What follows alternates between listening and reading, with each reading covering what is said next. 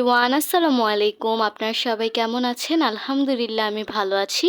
আজকে অনেক দিন পর চলে আসলাম আপনাদের জন্য নতুন আরেকটি ব্লগ নিয়ে। আর আজকে হচ্ছে আমরা সব কাজিনরা মিলে বুফে খেতে যাচ্ছি। আর আগে কখনো আমাদের বুফেতে যাওয়া হয়নি বা ট্রাই করা হয়নি। আমরা সব কাজিনরা একসাথে হলে আমাদের বিভিন্ন জায়গায় ঘুরতে যাওয়া হয়। তাই এবার আমরা ভাবলাম অন্য কোথাও না গিয়ে বাফেটে যাই, যেহেতু এর আগে কখনো যাওয়া হয়নি।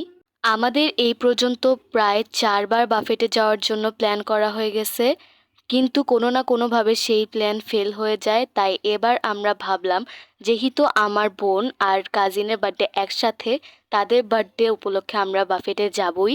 যেহেতু আমরা লাঞ্চে যাব, তাই সবাই একদম সকাল সকাল বের হয়ে গেছিলাম। কিন্তু এত সকাল সকাল বের হওয়ার পরও আমরা প্রায় আধা ঘন্টা লেট ছিলাম।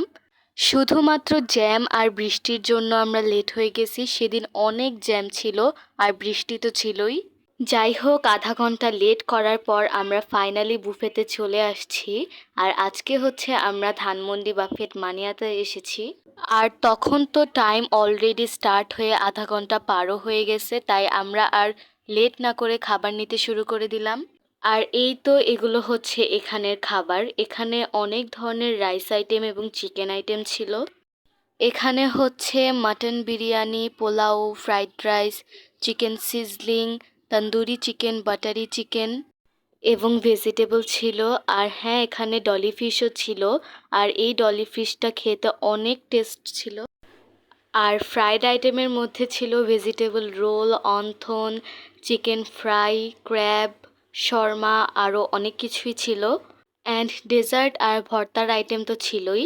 আর এই তো এখন হচ্ছে আমি এখানে এক এক করে খাবার নিচ্ছি। আর আমি ফার্স্টেই মাটন বিরিয়ানিটা নিয়েছি। এখানের মাটন বিরিয়ানিটা অনেক মজা ছিল। সবগুলো আইটেমের থেকে এটা আমার কাছে সবচাইতে বেশি ভালো লাগছে।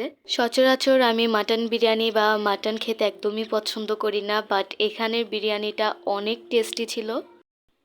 এরপর আমি butter chicken, Dolly fish, chicken sizzling এগুলো এক এক করে নিতে থাকলাম। আর যেই যেই আইটেমগুলো আমার পছন্দ না সেগুলো আমি নিইনি। আর এই তো আমার ভাইয়ারাও এখানে খাবার নিচ্ছে, সবাই এক এক করে। আর এই তো এখানে হচ্ছে ভর্তা আইটেম, স্যুপ, আর এই তো ডেজার্টগুলো আমি পরে খেয়েছি। সো এই তো আমার তো এখন খাবার নেওয়া শেষ। আর এখন হচ্ছে ভাইয়ারা খাবার নিচ্ছে। এতক্ষণ তো ভাইয়া আমাকে ভিডিও করে দিচ্ছিল।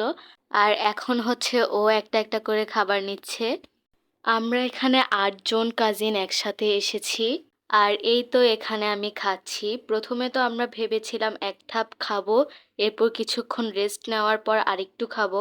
কিন্তু আমি আর আমার আপু আর খেতে পারিনি, কিন্তু ভাইয়ারা ঠিকই খেয়েছে। আর এই তো আমি ক্যামেরাটা অন করে আপনাদেরকে দেখাচ্ছি। আসলে সেদিন আমি ওই জায়গার অনেক আইটেমই ট্রাই করতে পারিনি। যেমন ভর্তার আইটেম তো একদমই ট্রাই করিনি। ডেজার্ট থেকে আমি কিছু আইটেম ট্রাই করছি আর কিছু আইটেম একদমই ট্রাই করিনি। আসলে পেট এত ফুল ছিল যে আবার খাবো এরকম কোনো ইয়েই ছিল না।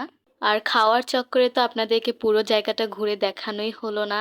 এখানে এই জায়গাটা স্পেস একদম আহামরি বড় ছিল না, বাট অনেক সুন্দর ডেকোরেশন ছিল। চার সাইডে শুধু মিরর লাগানো ছিল।